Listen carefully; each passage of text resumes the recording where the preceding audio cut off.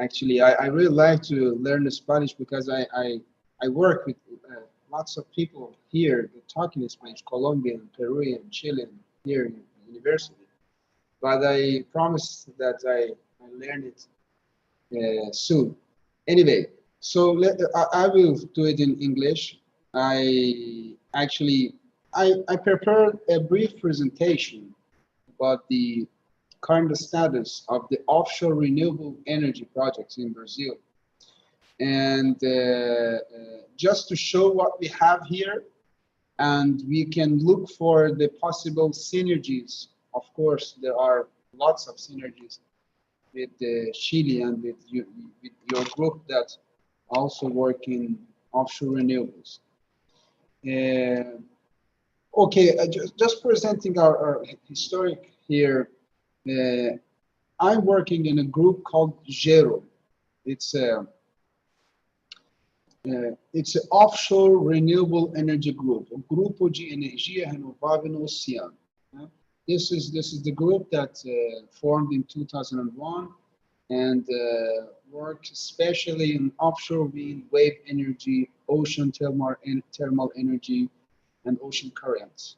But our focus now is on offshore wind and ocean wave energy.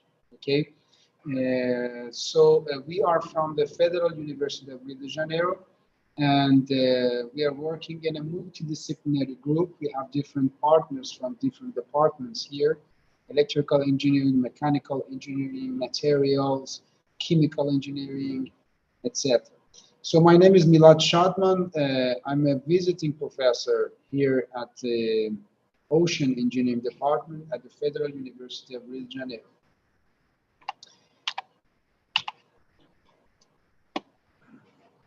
Okay, just to make it a little bit clear, because when we talk about the offshore renewable energy, as you know better, we have two parts of resources. Resources originated from seawater that include wave energy, tidal current, tidal range, thermal gradient, salinity gradient, and ocean current, and other sources that are available on the sea space but not originated from seawater, like offshore wind and offshore solar. So nowadays, it's talking about this recent projects. We are focusing on wave energy, offshore wind, offshore solar, and thermal gradient. I actually I put here some slides about the current status of in the world, but I believe that you already know about this. When we talk about the technology readiness level, TRL, we have 9 different steps for the commercialization of our project. Just to have a look at the technological status of the projects. The tidal range and offshore wind, we know that they are commercialized. Tidal current and waves are in the pre-commercial phase, and OTEC and ocean current salinity gradients are need more prototype installation to be commercialized. So this is the global status that we can see. Different prototypes that you are familiar with that. Wave energy. We have core power with the promisor wave energy. Pelham is one of the first wave energy converters. Wave Dragon as well. So there are lots of full-scale projects actually that have been installed around the world. I know that you in Open Sea Lab in Chile, you already had installed a system. I think POT. I think it's a point observer system. So there are lots of prototypes. Some promiser tidal currents that we know that is SIGAN and ducted horizontal axis turbine. We have tidal range. For example, the first one is La France in France in 1966, and in South Korea. But we know that the environmental impacts, high environmental impacts, and high maintenance costs of the tidal ranges, tidal barrages, It's something that impede the large scale utilization of such technologies. But when we talk about the offshore wind, we have different actually platforms for the offshore wind, because the turbine side is something similar to the onshore.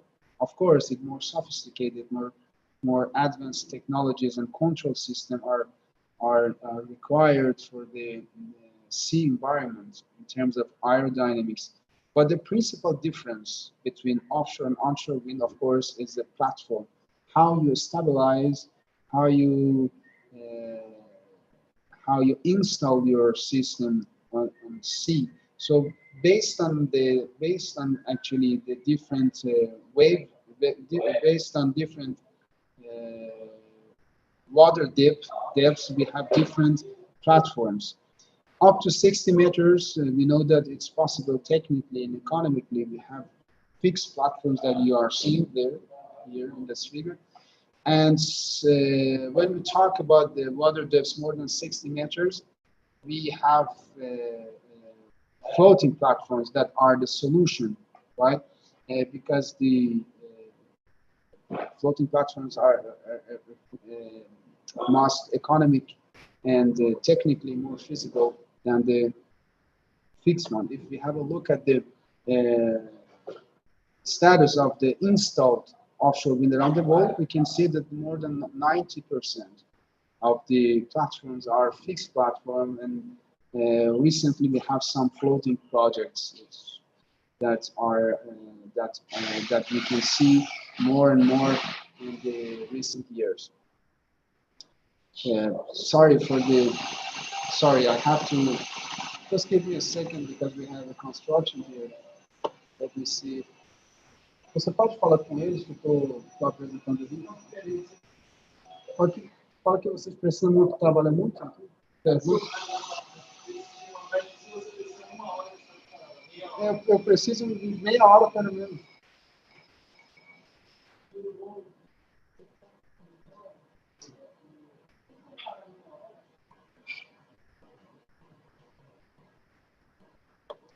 Okay, I will continue here. Sorry for the interruption.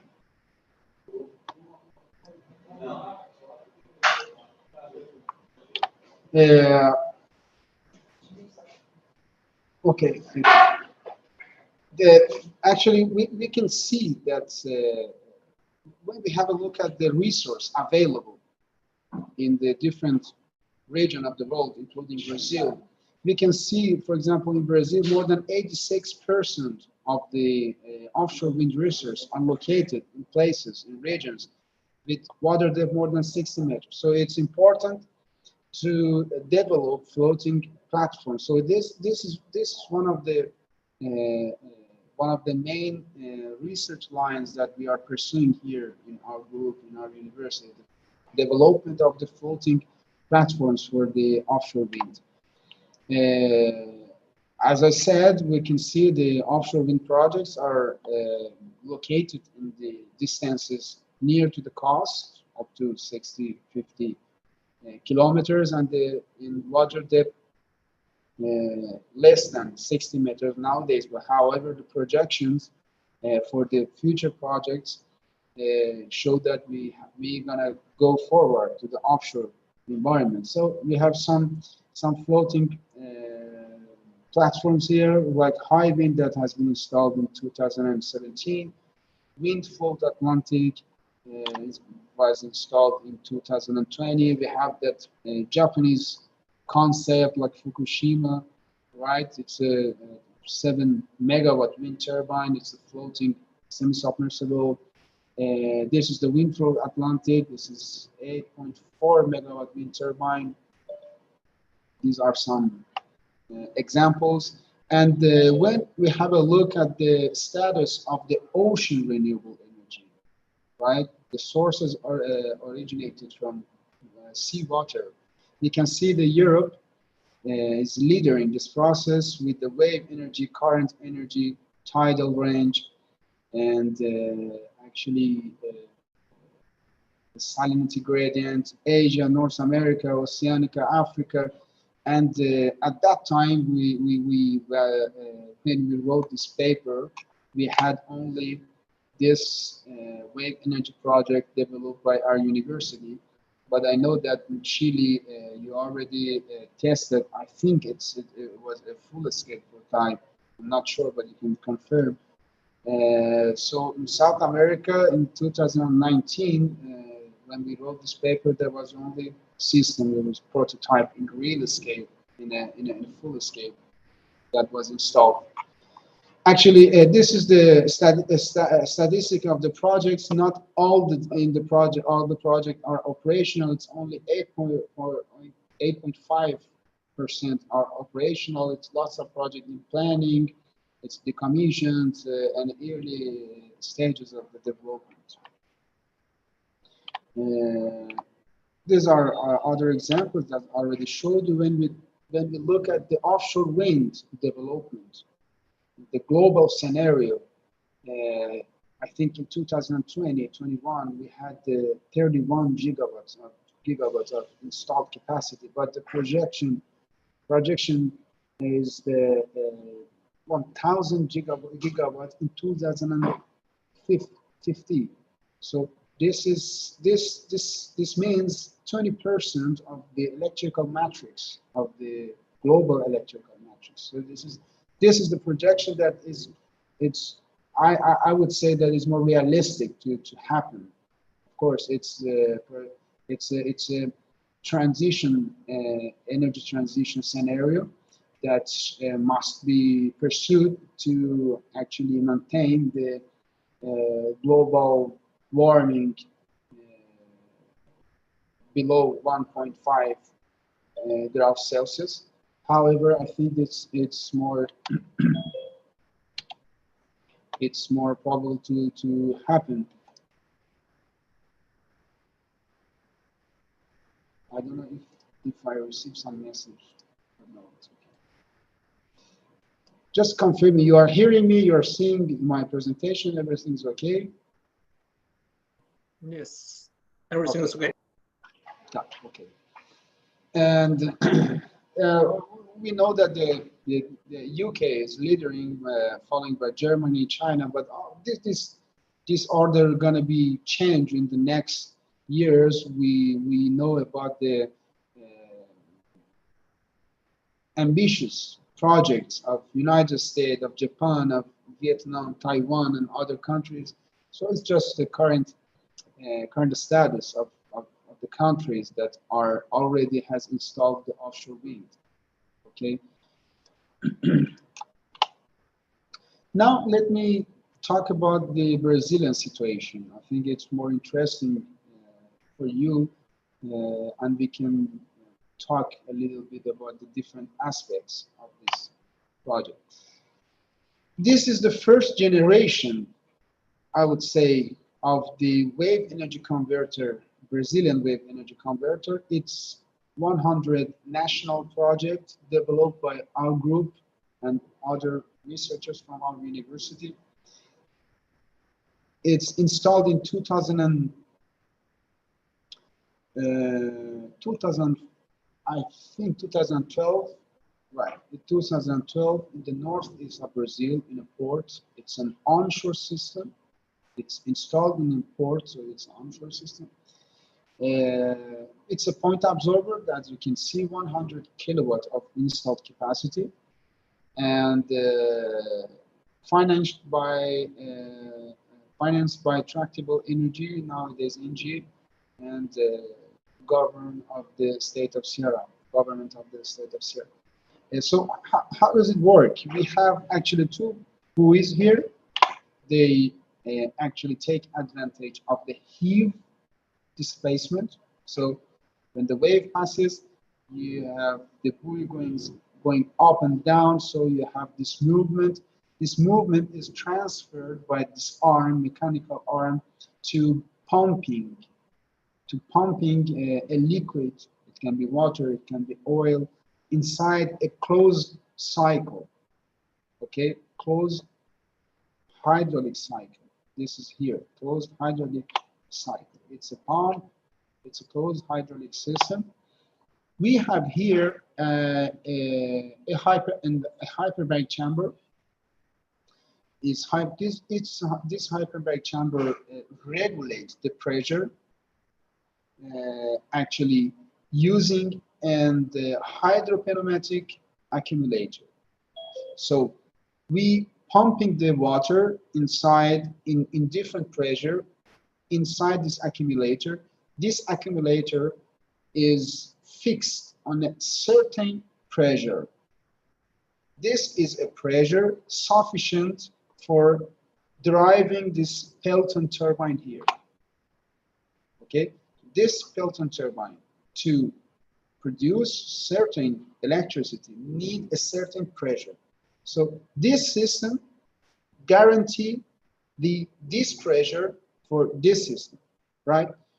This is the basic of this PTO system, the power takeoff system. So this is how it works. Nowadays, we have another project that we are actually improving the system to see how we can take advantage again and improve this system to be more efficient. This is the second generation of wave energy converter in Brazil. This is a near shore system. As you can see here, we have Copacabana Beach in Rio de Janeiro.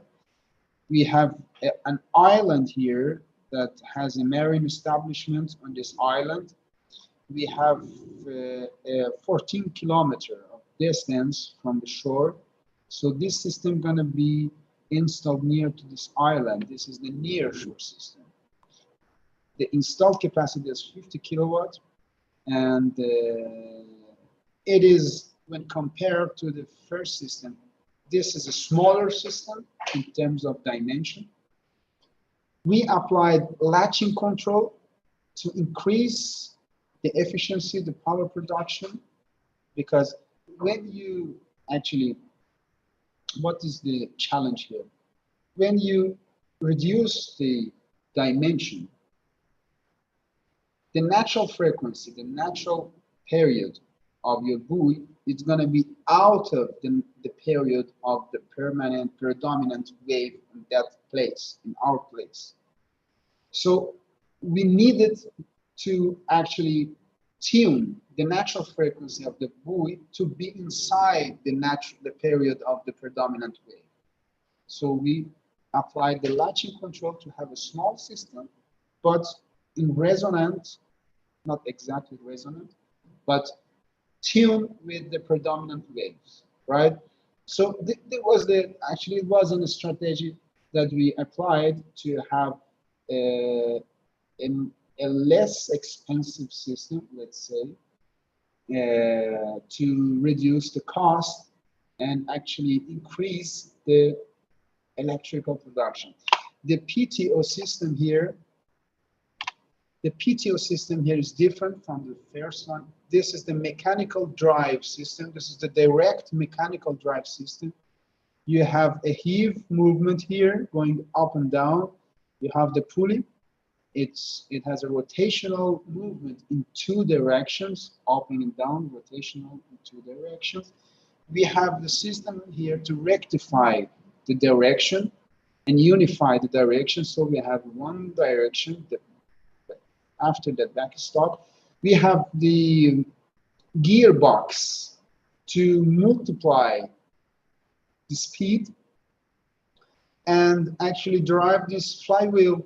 And this flywheel, the energy of this flywheel can be consumed by a generator, rotative generator, to produce electricity. This is the simple system that we believe that this is more efficient one, because by this system we can reduce the effect of intermittency of the oscillation, you know. So this is one of the interesting solutions that we found. We had a comparison between our systems and with like advanced European system. This is the levelized cost of energy here, vertical axis. This is our system without latching control. Just look at the levelized LCOE, it's $5,000 per megawatt. Applying the latching control, we reduce the levelized cost of energy by less than $2,000 per megawatt, still expensive. However, when you compare the system with European system like WebDragon, we have 4,000 kilowatts of installed capacity. Pelamis with the 750 kilowatt installed capacity, and Aquabuoy with 250 kilowatt capacity. So we are in a relatively, I would say, not good place, but at least smaller than the Aquabuoy. But still we have space to reduce the levelized cost of energy, especially when we compare it to core power, which is the more promising system in Europe that has a levelized cost of energy between 230 and 630. So it just shows that control system, latching control system can be effective, but there are challenges about the latching system that we can discuss about it later. Okay, we actually we don't have an integrated program like governmental program here for mapping the offshore renewable resources in Brazil, but we tried in our group to have a look at this resource assessment and do some researches about that. We divided these potentials into three principal potentials: theoretical, technical, and economic potential. Theoretical, it means you consider that all the region, all the marine ocean space that you have inside your exclusive economic zone is usable, but it's not correct, because you have the marine protected areas, you have the areas of conflict, for example, in our case, with the fishing, with the ship navigation, with the oil and gas activities, and you have some ultra deep water, for example, 2,000, 3,000 meters of water depth, that it's not exactly technically viable to have a technology there. So when you put all this restriction and exclude these areas, you have some usable areas that smaller than all actually exclusive economic zone. Then you have a technical potential. Inside this technical potential area, you have some area that are interesting in the economically speaking, right? So then you have the economical potential. We actually realized some researches with the publications here. Then you can go through that publication to see more details about the resources. The first one is a theoretical one. Then we published about the offshore wind, technical potential, economical, but not exactly economic potential, but a cost estimation of the offshore wind, which means the levelized cost of energy. Because when we talk about the economic potential, we have to have the actually the levelized avoided cost of energy, which is what we earn from actually selling our product, which is electricity. And then we need to have our cost to see if what we earn is more than what we pay for the system. This is the economic potential. But what we have here is only the cost estimation, the correct term that we can use. And then we have another paper about the environmental actually impacts of the offshore wind installation, operation, maintenance, and the commissioning activities. It's already published that you can search and to see about the this subject. The one paper that already published in Energy Conversion and Management is the complementarity between the solar and offshore wind in Brazil. We found a good complementarity in some strategic regions on the sea. So this is another word that I forgot to put here. But if have a look at these maps, we can see ocean thermal energy, wave, current. Ocean thermal energy almost along all the coast we have all the coast we have the actually thermal difference more than 20 degree Celsius, because this is the minimum delta T for having a viable OTEC system. We have a good wave energy along all the coastline, you can see. And the ocean currents, we have a good ocean current here in the equatorial, margin equatorial, here in the northeast of Brazil. This is our highlight for our resources, the ocean resources.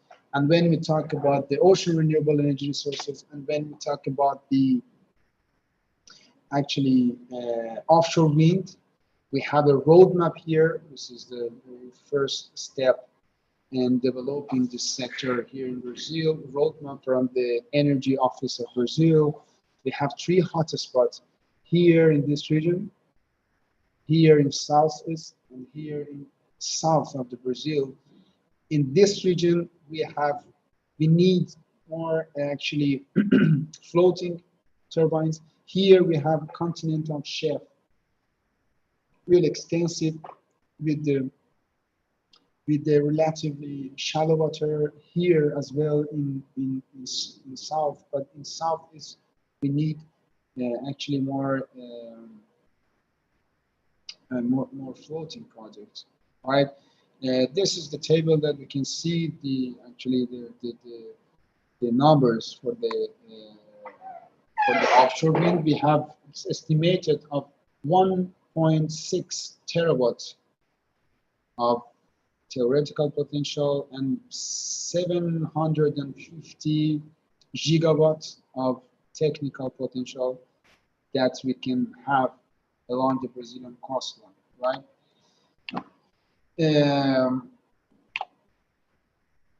This is the point. This is our publication here. This is the point that we always highlight. We have a good resource here in southeast between the water depth 200 and 2,000 meters when we have an intensive oil and gas activity. So for us, it can be seen like a conflict. You have a good resource where you have an intense oil and gas activity. But when we look at the decarbonization of the oil and gas industry, it can be seen as a synergy. So this is important. We always highlight this point. It's just to have an idea, technical potential calculated in this area, southeast and south, it's approximately 88% bigger than the equivalent oil and gas production in 2018. Of course, not all that resource can be actually harnessed, but it's just show the huge potential of offshore wind that we have in this region. This slide is about the synergy of the offshore wind and other potential renewable energy like OTEC that has a good installed capacity with the active oil and gas activities, right? So it's interesting because in this region, which is a pre-salt region, one of the biggest petroleum resource in the world, we have a good wind, so we can actually develop our oil and gas activities and company looking at the decarbonization, reducing this actually impact on the greenhouse gases emissions. We have actually we had a study in this region talking about the techno-economic viability of such projects here in this region.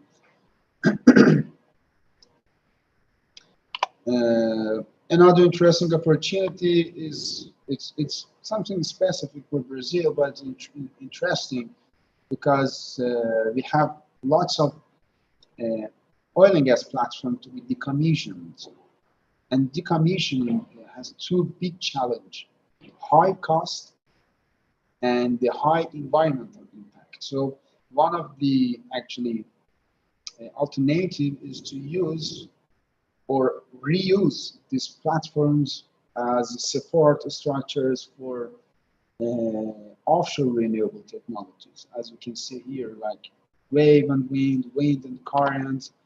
We have some projects realized here. Anyway, this is another possibility. And another publication, another research that we did, that just to show just to talk about the biological parameters and the biological importance of the regions that we have a good wind, right?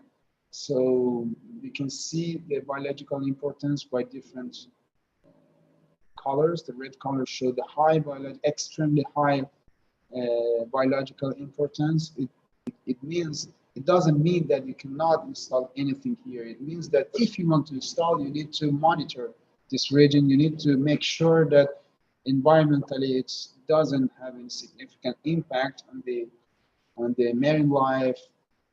So this is an interesting paper and publication specific for Brazil, but some interesting information, global information about the environmental impact of different stages of an offshore wind development as well.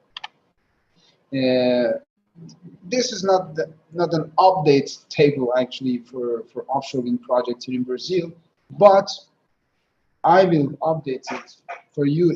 We have more than 60 projects along the Brazilian coastline. We have more than 60 projects, totalizing the actually 170 gigawatts of installed capacity. This is almost the Brazilian installed capacity, the Brazilian electricity matrix installed capacity, 170 gigawatts, something big. And these projects are already in the environmental licensing process, okay? It doesn't mean that all that projects are gonna be installed, because as you can see, there are some superpositions, for example, here, right? But this is the very big number of the project. So what was the significant, like, let's say, steps that has been done in Brazil toward the using the offshore wind as a resource in the energy matrix?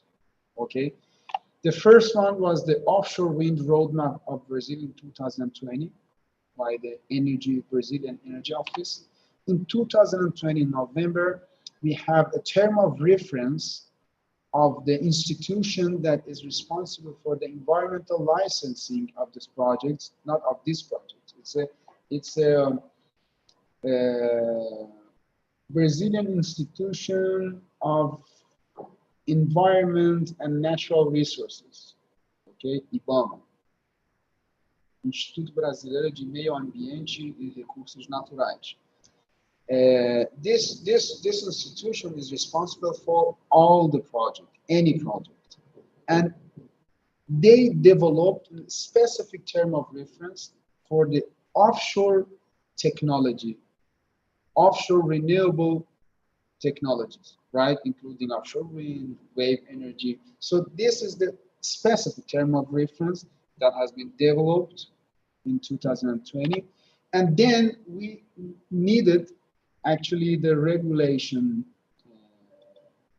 basis for that, because this is we have a space this space is belong to the Brazilian people of the Brazil. It's, you know, it's something belong to I forgot the English term, but it's a patrimônio da União. I don't know if we can translate in Spanish. But anyway, so that was some issues about the I want to have a space in the offshore area. I want to put my offshore wind projects there.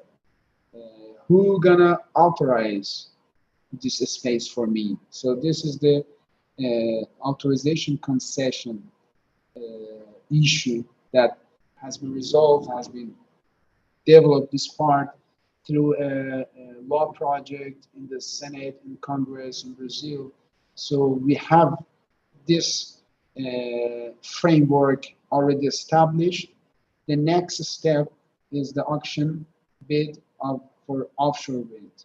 Okay, so it's really near to be a reality in Brazil. I would say in 5 years we can see offshore wind produce electricity for the electrical matrix of the Brazil. So this is the status of the offshore wind here. Okay, these are some publications I put here. You can have a look to see, to understand better the detail of our researches here. Actually, some slides that I didn't put here, but we are working on the hydrogen production from offshore wind. This is the project that we are doing here with the participation of different departments and laboratories here. Laboratory of hydrogen, laboratory of electrical connection, our laboratory, and laboratory of energy planning. So it's a multidisciplinary project that we are performing here. We actually as well working with the fluid structure interaction, applying the CFD method and more sophisticated analysis applied in large scale offshore wind to understand better the behavior, aerodynamic and hydrodynamic behavior of such systems. Basically, these are the activities that we have here in our group. This is our website here and our Instagram. If you want to follow us and interact with us, this is the best way, our Instagram. So thank you so much. I'm open for the questions and for discussion. Thank you very much, Milad, for your presentation. It was very interesting. You are doing a lot of things about ocean energies. It's very interesting. For me, I have never heard that much before. I mean, wind, solar, and everything else you mentioned. So I don't think we have questions on the chat box, but we can open the microphone to anyone who wants to ask any question to Milad. Please, F. Loyola. Hello. Hello. Thank you, Jaime. Hi, Milad. It's first of all, it was a nice presentation, very good. Congratulations. Thank you. Can you go to the slide 27, please? Of course. Sorry, I think the number of the slides was not in the right order, but I hope that's 27. 27. Opa. Yeah, that's it. That scheme, it's very nice. I have one particular curiosity. Why do you use water or instead use oil? Yeah, it's depend on actually. Look, this is in this project. I believe that use water. Uh, I don't know. I didn't participate in the detailed technical calculation of the difference between water and oil, but one of the important issues that has been addressed, that was addressed here, is that you need a high pressure inside this closed cycle, and these buoys cannot actually cannot provide such a pressure, and it was a principal issue that observed here. So maybe, and because it was the first project at that time, it was one of the first prototypes anyway. But what we are trying to understand better is to redimension the system, redimension the PTO system. Maybe 100 kilowatts is too much. We need to reduce the installed capacity. If you reduce the installed capacity, we need the less pressure, and then we can consider that we have a system that can work constantly, right? But of course, using oil instead water, it's gonna be an High pressure. alternative to be a stay. It's to be studied. Okay, Need to be studied. I understand. Can I ask you another question? Because you have a Pelton turbine, right? Yeah. Yeah. In the outside of the Pelton, the pressure is which pressure is atmospheric It's pressure? the atmosphere pressure. Yeah. Well, and he is atmospheric. How do you get into the water into the cycle? I have that question. It's a closed cycle. The water doesn't go out from this cycle. But I believe that here you have a system that here you have actually. It's open to the environment. No, it's not. It's not open. It's not open because it's just to show that how does it work. But the pressure, I believe, the pressure is atmosphere pressure. But the water is gonna be put again into the cycle. But I don't know how it's performed. Okay, I understand. Just a recommendation, because without I don't know the details, but I think that you can study on other type of turbine, for example, Francis, to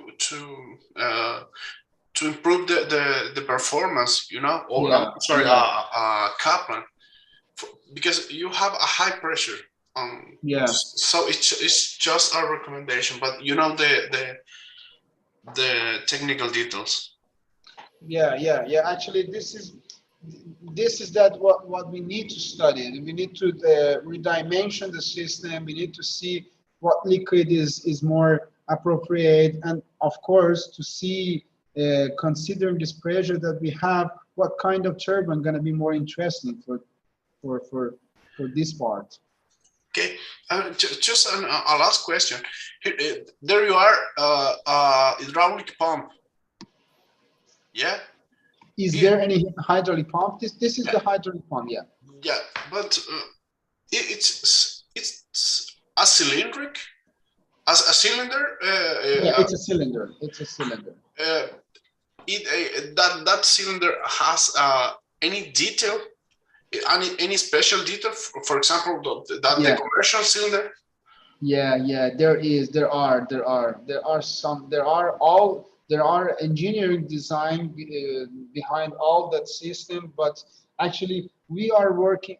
I didn't involve with this project directly, but here we have a researcher who lead this project at that time, and we have actually We have a detail of this engineering diagram, and for all parts and small components, all has been archived, and we have. Okay. Well, that's it from my part. Congratulations again. Foi uma apresentação muito boa. Parabéns, viu? Muito obrigado. Você fala português muito bem. Milad, can I ask you some question about the same system? Yeah, of course. Because as I told you before, we are working on a very similar wave energy converter, just a floating bow and with a arm, just something like that. And our main difficulties are in the PTO system. Is the design of all the system is what we are having some issues that we are trying to solve. Yeah. We are trying to do it something similar, but with oil and with a hydraulic pump connected to the electric generator, and we are using two accumulators, one high pressure and one low pressure, just like the most common diagram that you can find. Yeah. And my question is, in this system or in the other system, are you giving the direction of the flow in one direction, or you are just going in one side and the other side? I mean, do you have some directional valves or check valves to make the system rotate in only one direction? Good question. I'm so sorry that you are doing very good questions, but these are specific questions. I can see here that it's something rotating, of course, but you mean that how it rotates, right? Yeah. How it makes only one direction because the bulb will be high enough. These specific questions that researcher can respond well, because they participate directly to the project. Okay. But unfortunately, I cannot. I'm so sorry. I cannot. Yeah, no, don't worry. It's just to know if you have the idea, because my question was. I can ask this. Look, wait, Fabian. I have your number, your email. I will ask this researcher here, because he's here working with us, and I can send to you. The response. Okay, and the other question that maybe you have the same answer is about the electric generator. We are trying to choose the right one, but there are no too much information in articles on, and we don't know exactly how to select it. Do you have any idea of the generator, or maybe a contact of someone that can give us an idea? Look, this is you